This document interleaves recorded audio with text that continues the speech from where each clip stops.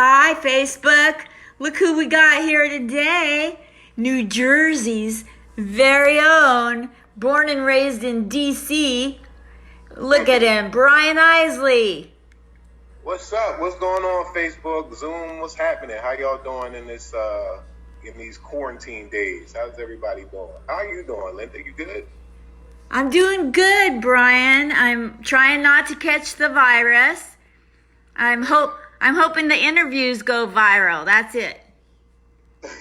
Right. I hope my stand-up videos go viral. Those are the only things I want to go viral. I don't want to catch the disease either. It's crazy out here.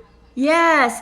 While we're on the topic of your videos going viral, I looked at your Facebook page a little bit, and it looks like your videos are on BrianIsleyLive.com. Yeah, you've done your research. I did. Yeah. I feel like a spy, it feels like World War III out there and I'm being a spy. Well, that's what you have to be. I mean, this is good. You got to research when you're interviewing somebody. You got to know about them and speak to them. So that's a good job. Thank you. Thank you so much. Tell us, give my people some hope in this crazy time. What's keeping you positive? You're a pretty positive guy. Yeah, I am. I try to be. What keeps me grounded, what keeps me focused is my family, my wife, my daughters, and just laughing. Like, I love to laugh every single day.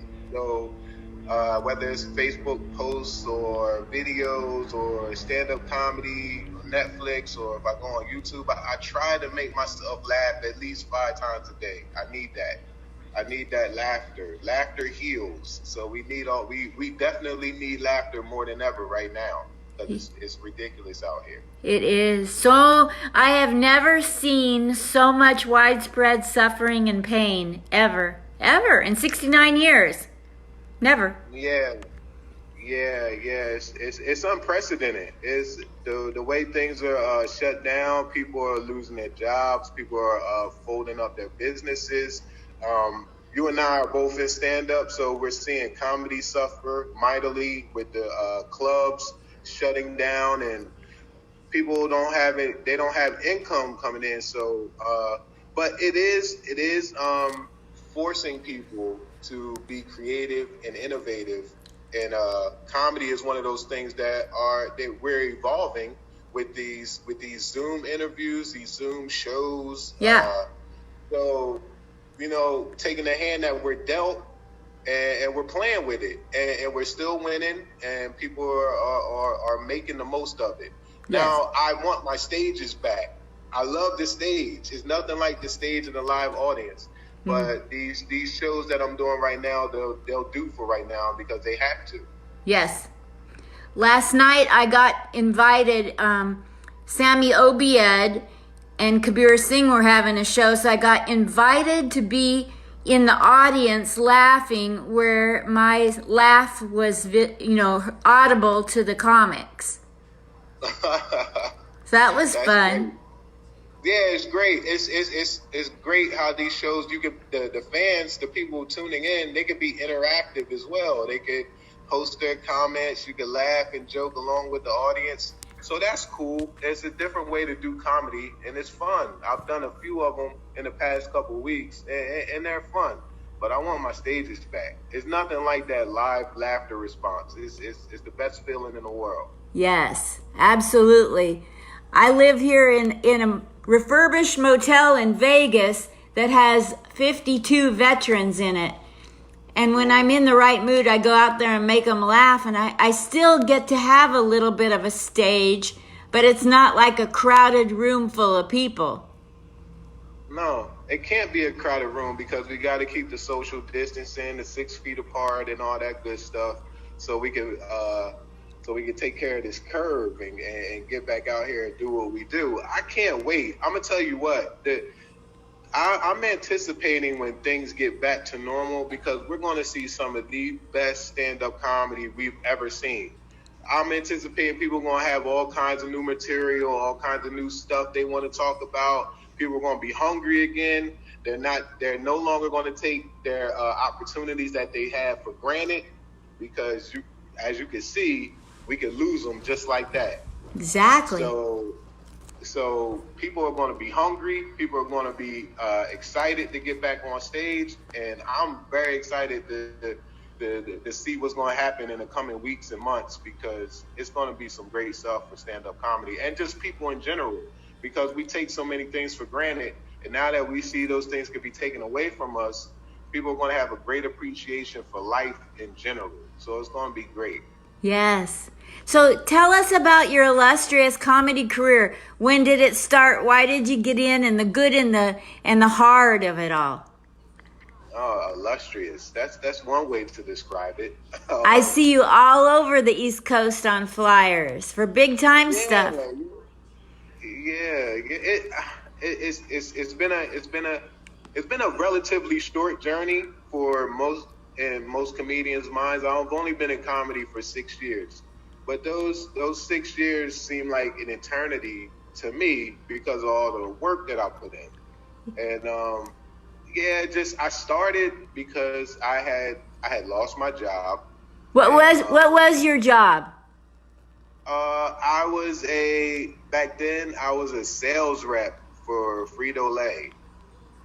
And I was on a very horrible route. The route wasn't making any money. I was miserable. So I eventually I lost the job. And I was sitting around the house. I've always been a writer. So I've always been writing short stories and poems and stuff like that. I was a freelance writer for magazines. And I just started writing jokes. And one day I just decided to go to an open mic. It was in February of 2014. I went to the Comedy Cabaret in Northeast Philly, and I was hooked ever since. And here we are right now. So it's just me. It was out of necessity. Like I was just so bored in the house, and I just wanted something to do. I wanted to be productive. I didn't want to be some kind of bump on the log, just sitting around doing nothing. So it became a hobby at first, and then it became a passion of mine. What was take us back to the moment that you were getting ready to get on stage for the first time and how that went?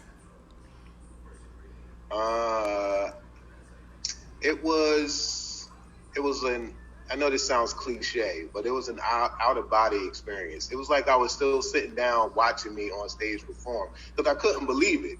It was so surreal that I was on stage actually telling jokes.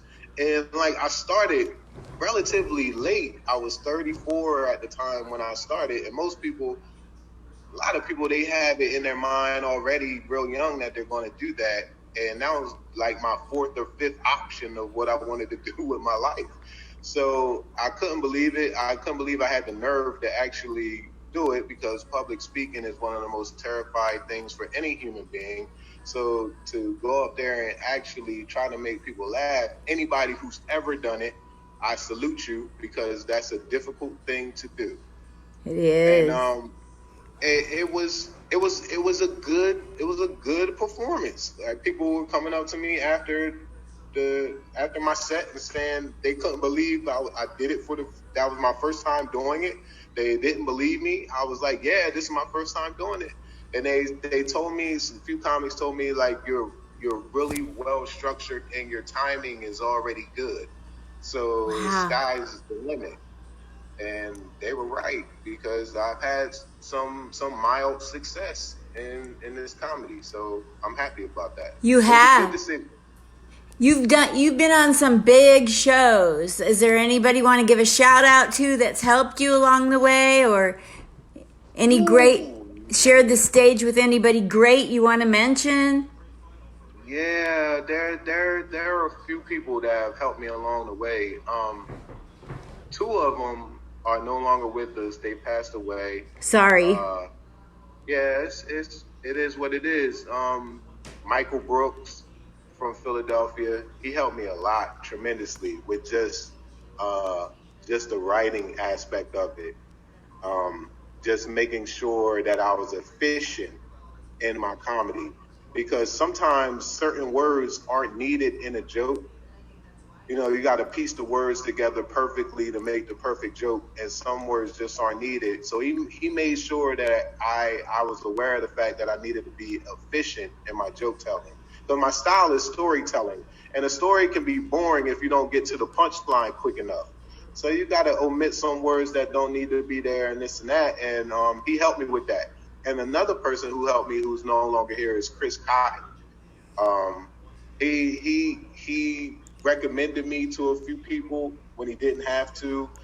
He put me on stages when he didn't have to, and I appreciate him for that. He gave me a whole bunch of advice as well. So those are two people. On the management side, my good friend Steve Ziegler, he managed me for about a year and a half, and that's when things started to take off. That's when I dropped my 2 albums.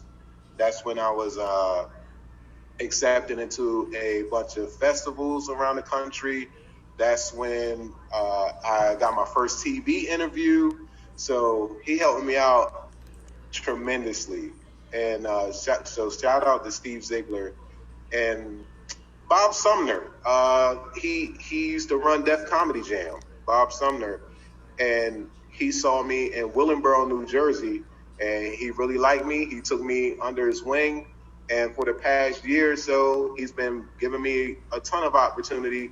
And one of those opportunities was the biggest stage I performed on so far, and that was the Apollo in Harlem. So, yeah, those people were integral in my success so far, and I appreciate them greatly. Tell me specifically, I can only imagine, but tell me specifically exactly what that was like getting on late night at the Apollo. It was the best feeling in the world. It felt like all the hard work finally paid off. My name was on the marquee. I saw. That's the most amazing thing. My mother-in-law, she actually framed it. I have it framed, and I'm going to put it in my office one day. I can't believe that actually happened. I still can't believe that happened. There's so many legends that have their name on that marquee, and for me to have, I'm a fan of history, so I know just about every single name that's been on that marquee, and I don't take that for granted at all. That's outside of me having my 2 daughters and marrying my wife. That's the biggest accomplishment I've ever had in my life. How long have you been married, and what ages are your 2 daughters? I've been married for 12 years, and my daughters are 10 and 8. Wow. How'd you meet your wife? I met my wife, my best friend and my wife are cousins, and he introduced me to her. Nice. So he's a fantastic guy for that, because that changed my life. What's the secret to being a good dad nowadays? Patience and prayer. Yes, absolutely. The 2 P's, patience and prayer. Yeah, kids are different these days. They are not the same as we were growing up. It's just different ways of being a kid and different ways. So you have to have different ways of parenting. I can't raise my kids the way I was raised, because it's just different. The world is just totally different. So a lot of patience, a lot of prayer. I let them have freedom of speech to an extent. I want them to be able to express themselves, so when they get out in the world, they know how to stand up for themselves and express themselves, and they're not in a shell. It took me a very long time to adjust to the real world once I was out on my own, because I was so sheltered, and I was always taught speak when you're spoken to.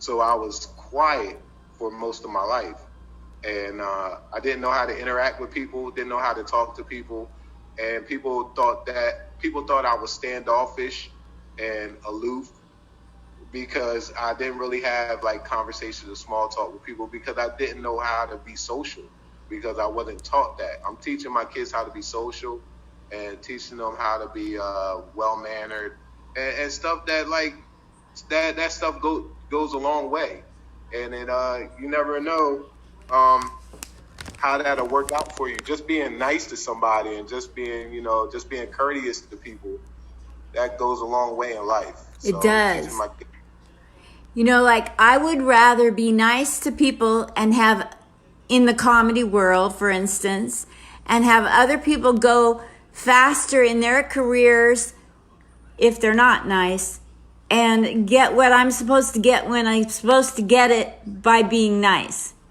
than not. Yeah, I agree 100%. Yeah. Definitely. What is something crazy that you've seen happen in a comedy club, or funny or ridiculous or stupid? I seen someone fall off stage. I don't know how the hell you do that. I've seen it happen. I've seen it happen more than once, and it's hilarious every single time. And the crazy, and it's like God was watching out for me, because every single time that's happened, I was right after them. So my step was easy, because I just started off by talking about these nitwits falling off the stage. It was hilarious. Those sets were just layups. They were just so easy, because the other comics set me up nicely by falling off the damn stage. You can, like, these comics are dropping like flies. Do you know, I went through brain trauma in 96, and I started comedy 2014, and I still had a little residual brain trauma. So the first club I was at, I fell off the stage 3 times in a week. Wow. Yeah. Well, you have a legitimate excuse. I don't know what these other guys were doing when they fell off the stage. Besides being drunk, I don't know why you would be falling over drunk before getting on stage either. That doesn't make sense. But that's the only other excuse I could think of besides brain trauma. Jesus. What's the funnest show you've ever been on? Besides Apollo. Apollo is definitely right there. The funnest show. To be honest with you, the funnest shows that I do are like fundraiser shows. Fundraisers are so much fun. I did a show in Cedarville, New Jersey, Trump country, and the person running the show, the fundraiser, she came up to me and she was like, "I've seen your set. Please don't start off by talking about Trump." I was like, okay, that's exactly what I'm going to do. That's exactly what I'm going to do. And I went on stage, and the first thing I said, I went right in, and they loved it. They loved all the Trump jokes. They loved all the politics and stuff that I talk about in my comedy. And then I just transitioned easily into talking about my family and my life and stuff like that. And I got a standing ovation after that. What? Yeah, the fundraiser shows are the absolute best. The audience, they're just so ready to laugh. They've been drinking all damn day, and they're just so ready to laugh. It's easy. And fundraisers are fantastic. Apollo, yeah, definitely. Apollo is the best show that I've ever done. And a couple of these festivals have been fun too. I went to Palm Springs a couple of years ago. Did the Palm Springs Comedy Festival, and California is so cool. They're so cool. They're too cool to laugh sometimes. So you got to break that ice, and once you break that ice, it's off to the races, and that was fun too. I had people falling out of their chairs laughing in California. It was fun. Wow. So how is it that you can? What is it that you do specifically to get somebody with a tight sphincter to loosen up, or a whole group of them? Thankfully, nowadays, I'm afforded the time to survey the crowd before I go on stage, because I don't open anymore. I'm either a feature or I headline. So I have enough time to see how the crowd is, and I'm able to adjust my set according to that. If they're tight, or the other comics haven't made them laugh as much as they would like to laugh, then I'm going to address that head on. I'm going to address that they're an uppity crowd, and I really don't appreciate it, and I'm going to let them have it if they don't straighten up. So. So that's always fun, and a lot of people don't know. If you don't know, I'm 6'3" and 240 pounds, so I can be intimidating even when I'm not trying to be. So that kind of awkwardness before we start the show is always fun for me. I'm a teddy bear though. I don't hurt anybody. No, you're a teddy bear. You're the best hugger I've ever run into. You're so sweet. And I just was wondering, you have the build of a linebacker or a Shaquille O'Neal basketball player. Have you ever done sports? Yeah, I played basketball in high school and in college until I broke my ankle my sophomore year in college, and had to stop. But yep, I'm a super basketball nut. If you've seen my basketball posts, I love basketball. Love it. It's my favorite sport in the entire world. It's one of my favorite things to play, to watch, to talk about. If we could talk about basketball all day. This would be a 6-hour interview. Yes. When we start talking about basketball. So with me. did you see me posting that I met Kobe Bryant? Oh no, I didn't see that. Yeah, Oh, I did. That's one of my favorite players ever. Love the guy. Yeah. I absolutely love him. This year is supposed to be the year he gets inducted into the Hall of Fame. And if you know about me, I've been covering the Hall of Fame for the past 3 years with NBA Panel, and I go to the Hall of Fame and I interview the players that get inducted. So I was really excited about talking to Kobe and Kevin Garnett and Tim Duncan, but unfortunately I won't be able to talk to Kobe. It's sad what happened. I was really looking forward to this year. This year is one of the best Hall of Fame classes ever.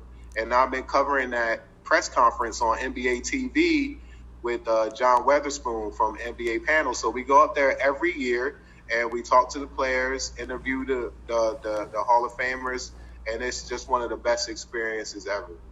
That's cool. Have the Globetrotters ever? They don't qualify, do they? Yeah. There's Globetrotters in the Hall of Fame. Absolutely, yeah. Like Meadowlark Lemon? Yeah. Wilt Chamberlain. There are a few Globetrotters in the Hall of Fame. Absolutely. So what do you think of girls basketball in the college level, like University of Oregon specifically? I love women's basketball in college. Women's college basketball is better than the WNBA. Totally. It's more prestigious than the WNBA. So yeah, I love women's college basketball. Not really a big fan of Oregon per se, but I'm a huge fan of UConn and of Tennessee. So yeah, I love women's basketball. My youngest daughter plays basketball, and she's pretty good too. What position does she play? She plays center because I'm tall. My wife is 6 feet tall, so she's the tallest person on the team. Remember Shaq? Wasn't he a center? Yeah, I met Shaq. You did? I got to see him when he was with Kobe, but... Yeah, I met Shaq at the Hall of Fame when he got inducted with Allen Iverson. And I went up to him and I said, "Congrats, Shaq." And he said, "Thanks, brother," and walked away. That's cool. Who's your favorite basketball player or sports person you've met? Man, my favorite basketball player that I actually met, a lot of people don't know him, but he was one of the best basketball players ever, and his name was Bernard King. Who is he with? Bernard King used to play for the New York Knicks in the early 80s. Well, now why do you like him? Why do I like him? Because he was unstoppable. No one can stop him from scoring. No one can stop him from scoring. He had this little move on the baseline where he just turned around and shot it in an awkward way, but it was so fast that no one can block it, and he always made the shot. He scored 60 points in Madison Square Garden on Christmas Day, 1984. I was 4 years old, and I'll never forget it. Never forget it in my life. That's when he and Magic Johnson made me fall in love with basketball. Bernard King. If you don't know who he is, people look him up. He's one of the baddest men who ever touched a basketball. What did you think when the Portland Trailblazers won in 1976-77? Were you alive? I wasn't born. I wasn't born then, but I know all about it. I know that the Sixers were up 2-0 against the Blazers, and the Blazers won 4 straight, and Bill Walton was the finals MVP, and Bill Walton was the best player in the league around that time.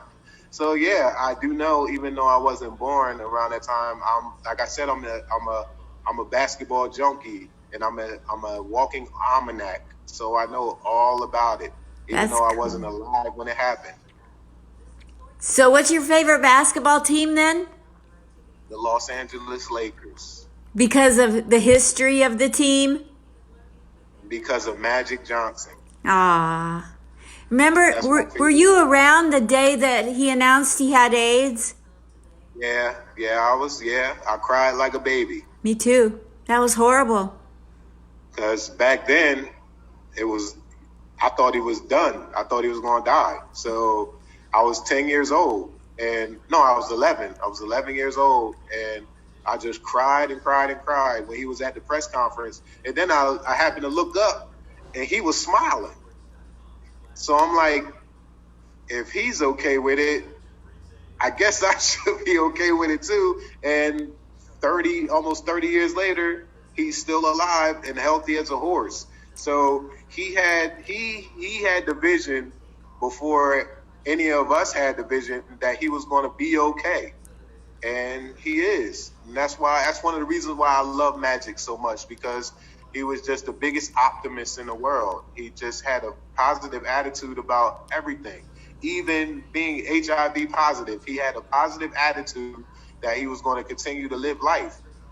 Like, you're just born with that. Like, you can't manufacture that type of confidence and that type of optimistic attitude. You either have it or you don't. Yeah. So that's why I love the guy. There's this one guy on Facebook who's a comic, Mike Dugan, and today you might know him. He's from out in the Jersey area, and he's got cancer, real bad cancer. Wow. And he posted today that he's never been so. He doesn't have any hair, with all the haircuts that are going crazy while people are quarantined. He's never been so glad to have had chemo. Oh my goodness, yeah. Because he doesn't have to worry about getting a haircut. As you can see, I'm over here looking crazy right now. Barbers are essential, people. Barbers are essential. They need to open the barbershops back up.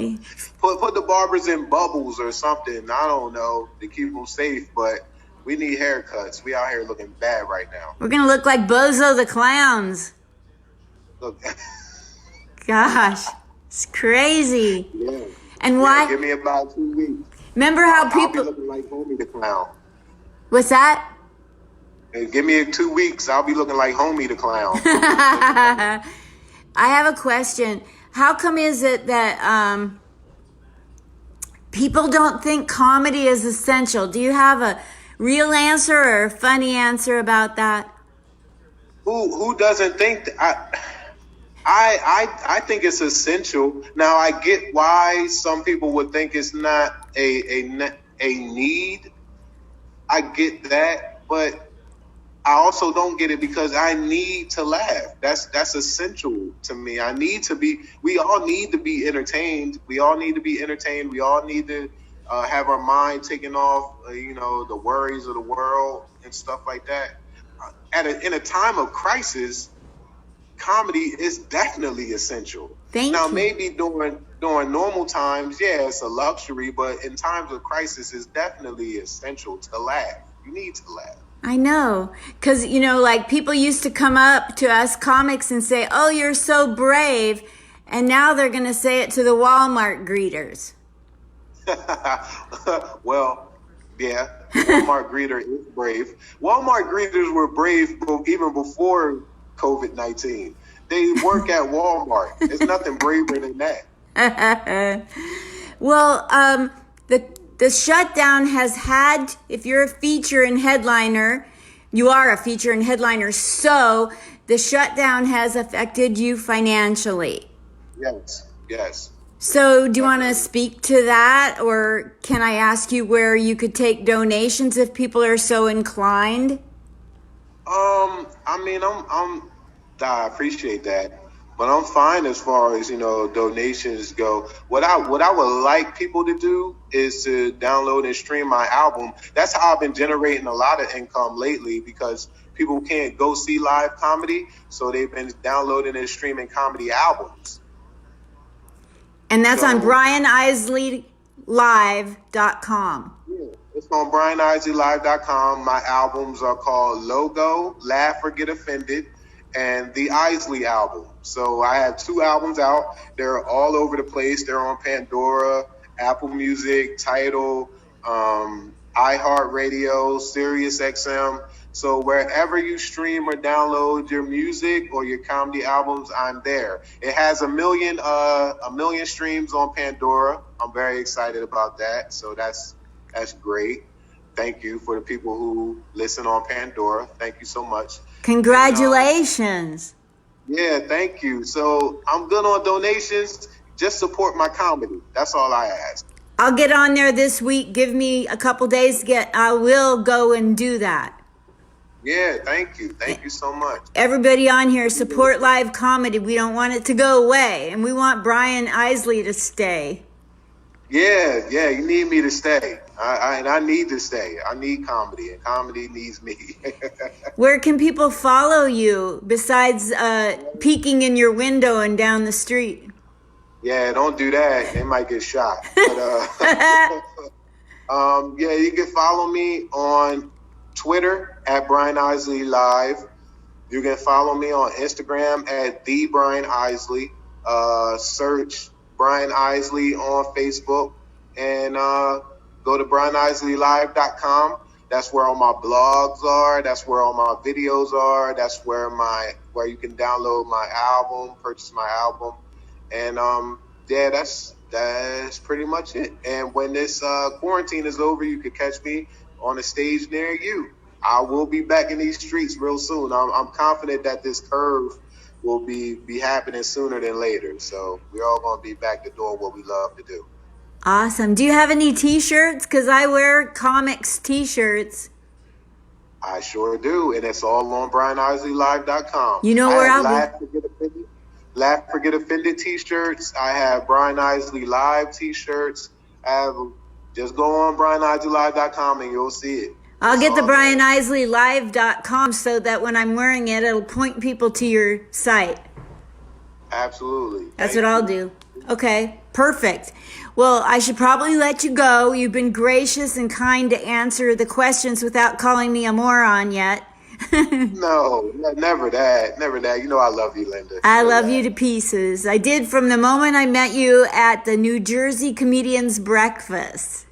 Yeah. That's where we first met, and we gave each other a hug. And you was like, "You give the best hugs." You did. And we've been cool ever since. Yeah, those were the best. That was the best hug I ever got in my life, and I'm really old, so that's a good compliment.